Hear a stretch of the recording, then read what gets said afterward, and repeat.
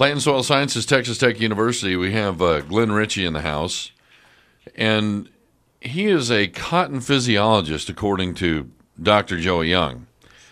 Now, I know you were saying that you're a cotton guy and an agronomist, but, cotton physiologist is kind of a highfalutin word. Yeah, that's what first got me interested in it was, I wanted to go into something that had at least 4 syllables in the title. There you go. Really, Use educated, ain't you? Yeah. Use a PhD. Yes, sir. Piled higher and deeper. As a physiologist, I primarily focus on the growth and the development of cotton. Obviously, here in West Texas, with water being such an issue, most of the research that we do has to do with growing the crop and the water that we have in some form or fashion. We also work with new varieties that are coming out. We also work with fertilizers and other techniques to try to maximize our yield with a minimum number of inputs. Okay. So when you pull up on a cotton important field, work for this area. It is. But, I just get this vision, because I see you here in the flesh. I get it.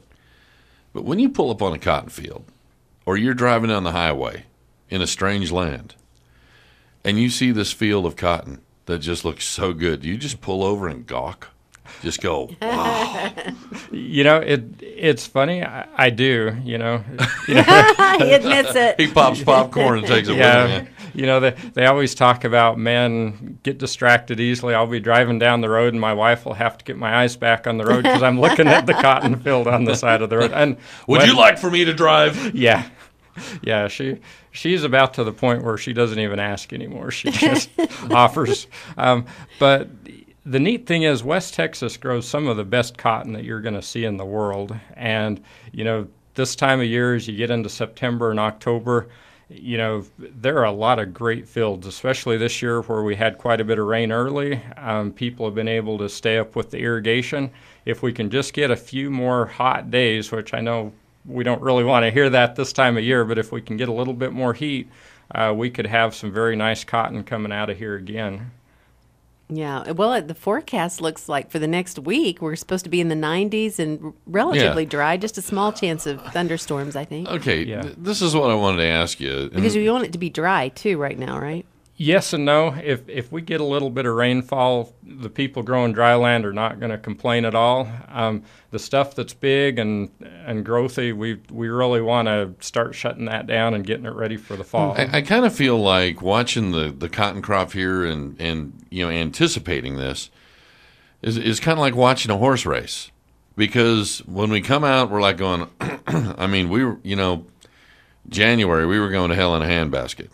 Then we're trying to be optimistic going into the season. Then we get rain, and then we get out of what we would consider to be really drought status.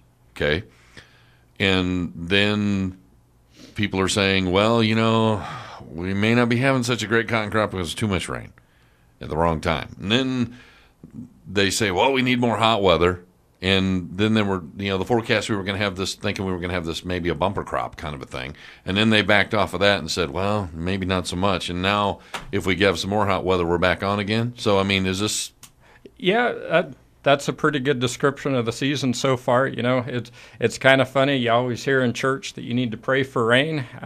We almost have to tell them, all right, well, this week you need to pray for rain, and this week you need to pray for heat. Right. But and there are a lot of things affecting cotton production and the cotton market. You were talking earlier in the show about China and devaluing the dollar. That affects our ability to sell and ship cotton as well. And so, to some extent, we're kind of caught in the middle. We try to grow a good crop and then just pray that we'll be able to get paid for it. Lori Jill. And fewer farmers are actually planting cotton this year, right? Weren't there more acres of... Yeah, the planted acres were down on cotton. There was more sorghum that went in. A lot of that was just a lot of rain in May, so we just couldn't really get in the fields. Does some of that have to do with China stockpiling cotton over there and us not exporting as much over? Yes, some of it does, although here in West Texas, cotton is still one of the easiest crops to grow. And because of that, we're always going to have quite a few people planting if the weather conditions are good for it.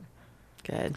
Well, I've come to a conclusion. Before we hit the break, as far as Glenn Richie's concerned, he's educated and he listens, so I like the guy. Anyway, when we come back, we're going to be talking with Emily Keeling. She is the, Agronomy Club President. Agronomy Club President, which means she's the boss.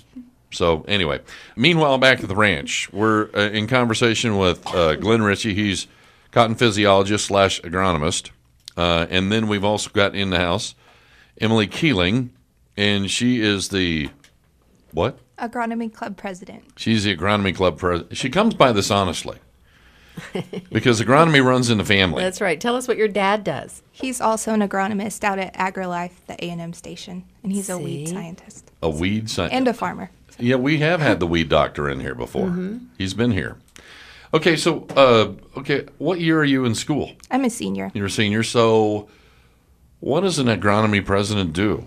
We organize tours and speakers for the members, just different ag divisions in town. We've had speakers from Bayer and Monsanto, and this semester we're going to tour the Bayer Museum of Ag, so we're really looking forward to that. Nice. Yeah. Bayer's quite an organization. When I grew up, all they did, I think, was aspirin. But now they do everything, and they make a lot of good stuff. What drew you in as a student to agronomy? I know it runs in the family, and it was kind of a dad thing, but I mean, obviously. Well, I'm actually an ag and applied economics major. A girl I worked with was wearing an agronomy club shirt one day, and then that got me interested. I went to a meeting, and then the rest is history. Okay, so you're going to be an ag economist? Is that what you're going for? Yes, and I'm minoring in plant and soil science. So. Okay, so what is the outcome there as far as a career goes? I'm just kind of curious. So are you going to be like somebody that works with calculating the price of futures and stuff like that? Or I could do that. Actually, in Lubbock, it's a great place to live for agriculture because there's so many job opportunities. So. Not to brag, but I kind of have the pick of the litter. There's just so many industries in town. So it'll be exciting. So we get to keep you here. Yes, I'm going to stay in Lubbock. Nice. Good. Well, Laura and I we're always complaining every time you people leave. Because, not I. There's so much talent here. Well, yeah, but and then they up and leave. It's mainly and go elsewhere. me that's doing the whining. Now, Laura, she gets around. Yeah, I like to travel.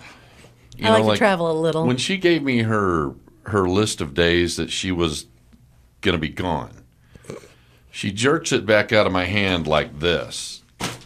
And she says, let me just write down the days that I will be here. And she writes down 4 for a period of almost 6 weeks. It was just kind of a different summer for me. I normally don't travel that much. It just happened this summer. Okay, but he's very bitter about that. Well, I'm not bitter. It's just, here's the thing.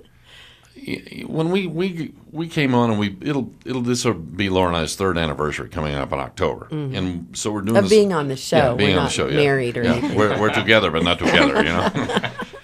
Truth be known, actually, Laura and I worked under the same roof at KSEL FM, back in 1980, 81.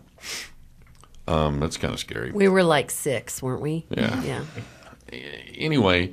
We come in here, and I'm thinking in the wintertime, we're going to be talking to all these people, and we're going to line up all these great interviews and stuff, and it's just like, you call and leave messages. Well, he's not here. He's out of the country. Well, she's not here. She's out of the country. She's in Egypt. He's in China. See, I should have been in ag because I love to travel. I've never seen people, go more places and do more things than, it's really interesting because my perception of what actually happened in the ag industry. I thought, you go out and you get a loan, you get a tractor, plow the field, put the seed in there, and watch it grow. It's a lot more to it than that. Oh yeah. This winter, the Beltwide's at New Orleans, so that'll be a fun trip. And there's also a trip for the Weed Science Society in Costa Rica. Do yourself a favor. Do not eat at Ralph and Kaku's on Canal. Yeah, in November, the Agronomy Club is actually sponsoring a team that's going to Minneapolis, which I don't know why they have meetings at Minneapolis in November. Ooh, might be a little chilly. Okay. So when you go to these meetings, what do you guys talk? I mean, is it just... Well, typically we have a day of tours, so we'll break into different groups and tour the area, just different manufacturing plants or ag businesses.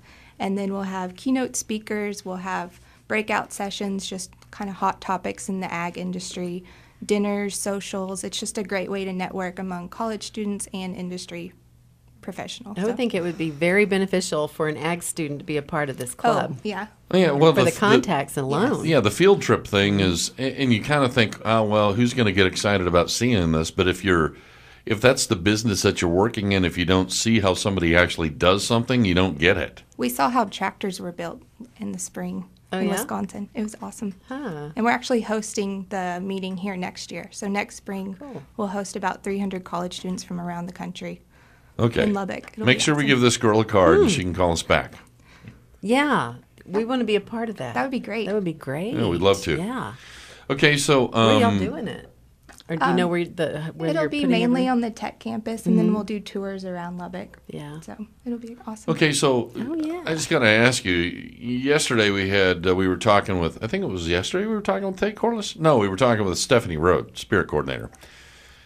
But Tate Corliss is the Red Red Meats Red director and Meats, stuff like that. So do you guys ever compete for like titles or anything like that in competitions? We do the Quiz Bowl. We'll be competing for the Quiz Bowl this fall in Minneapolis, Minnesota, and we also do crops judging, among other competitions. So Nice. Yep. You guys got any titles yet for crop judging? couple. Had 3 out of the last 7. Yeah. What? Yeah, we have 3 out of the last 7. Nice. Quiz Bowl. That's great. Great. Thanks for joining us this morning.